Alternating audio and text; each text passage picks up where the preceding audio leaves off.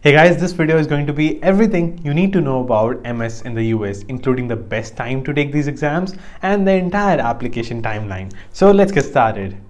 So I particularly have been accepted to Georgia State University for MS in computer science, and along with that I have helped a lot of students in getting their application done, such as statement of purpose, to get accepted to universities like Georgia Tech and so on. So that's why I have experience with a lot of application portals of these universities. So now the first step is going to be to take mock tests for both GRE and GMAT, because GMAT could be useful for business schools, but if you are applying elsewhere other than business schools, then GRE is good enough. So take mock test and check how much you score, and then estimate the time it will require you to get your desired score. And most of you guys are going to take GRE, so that's why I think you need to aim for the stars in order to reach the sky. So aim for around 340 and definitely get 325, 320 or 315. That's good enough. So now the best time to take GRE or GMAT could be any time in your first year to fourth year of your undergrad, because GRE and GMAT expire within 5 years,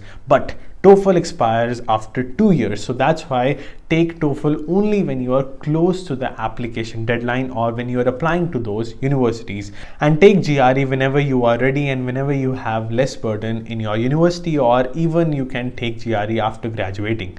So after taking GRE or GMAT, it is time for you guys to shortlist some universities. So you can go to Yocket.in and shortlist a lot of universities by inputting your profile, such as internship experience, research experience, and so on. And you should also look into the minimum GRE TOEFL score at those universities on their university website, because the data in Yocket is input by the students, and the data at their university is officially the data that they want, the score they want from their students. So use both the data and then check if you will be accepted to those universities on the basis of your scores, experience or not. So here are the list of things that you need while applying to US universities. So you need your mark sheet, your provisional degree if you haven't graduated, or degree will be good enough if you have graduated, your letters of recommendations. So you need 3 letters of recommendations, and I will say that get it from the professors with whom you have a good impression. So for example, if you know a professor very well, then he will definitely write a better letter of recommendation. And this is how it's going to work. So you will write the information of that professor in the application portal while applying to a university, and you will fill in the name of the professor and the email ID and other information, and that university application is going to send an email to the professor. Then professor will click on the link and then upload the letter of recommendation. And also remember, while applying, that you need to take TOEFL, and you need to send your TOEFL and GRE scores officially to those universities as well.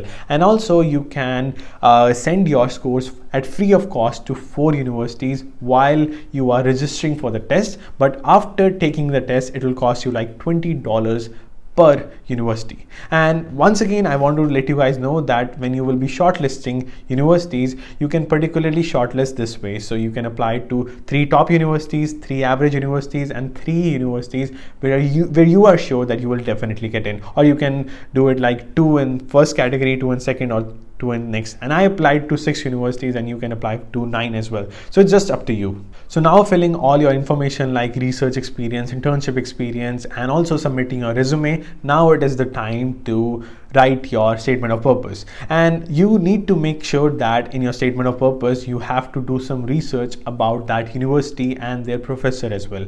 So this is how a statement of purpose looks like. So you need to show that you're very passionate about computer science or your major, without saying or without bragging that I am very passionate. So you will say that my passion forced me to do these many projects, this research experience, this internship experience, this extra experience, and I am also very interested in this research field at that university, and that's why I deserve to get accepted to this university. So also I did some research, and I told in my statement of purpose that I am very interested in bioinformatics. That's an area of research where Georgia State is having a lot of good professors, and I also named 1 or 2 professors, and that's how I got accepted within 1 week after applying. So it was pretty quick for me. So now finally it is the time for you guys to click the submit button, and I hope that you have now sent your scores officially, and also you have submitted your letters of recommendation, resume, and all your necessary information. And once you have submitted, you can wait for maybe 1 month or 2 months, or sometimes they accept you within 1 or 2 weeks. And also if you haven't graduated, they will ask you to submit the degree at some point of time as well.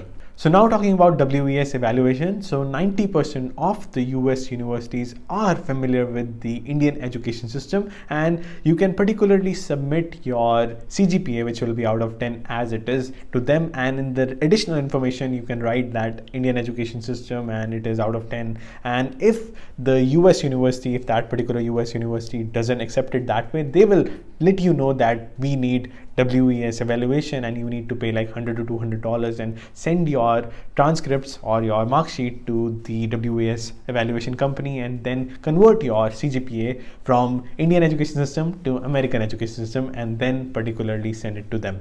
But in 99% or maybe 90% of the cases, you will not have to do that because they are familiar with it. But for me, it was required back then. So once you have been accepted, you will definitely be given your acceptance letter along with the instructions on how to get your I-20. So you will have to pay like $50 to $60 to get your I-20 from that university to your home, and then you will be paying service fee that will be around $200, and then your DS-160 form that will enable you to get your F1 visa, and then you will go to the embassy for an interview and then finally get your F1 visa. And F1 visa is not going to be difficult if you are applying to a top university, and if you don't get it, you can definitely try another time, but be careful. And I have some videos on how you can get your F1 visa easily, so you can check those videos as well. So now you will be accepted and you can pretty much come to US for masters. And now it is time to thank our sponsor Yocket for making this video possible. So Yocket does not only come with some shortlisting features, but also has some discussions tab, some groups. So you can see different categories of topics and click on a topic and you will see series of question and answers, and you can ask your question about any of these topics and get an answer from an expert. So along with that, they have GRE prep and they have GRE flashcards, which will help you in GRE verbal to memorize a lot of good vocab. And along with that, they have a lot of resources for MS in the US, and everything is going to be in the description below. So that's pretty much it, and I wish you all the best for your master's application. So thank you so much for watching, and I will see you guys in the next one. Goodbye.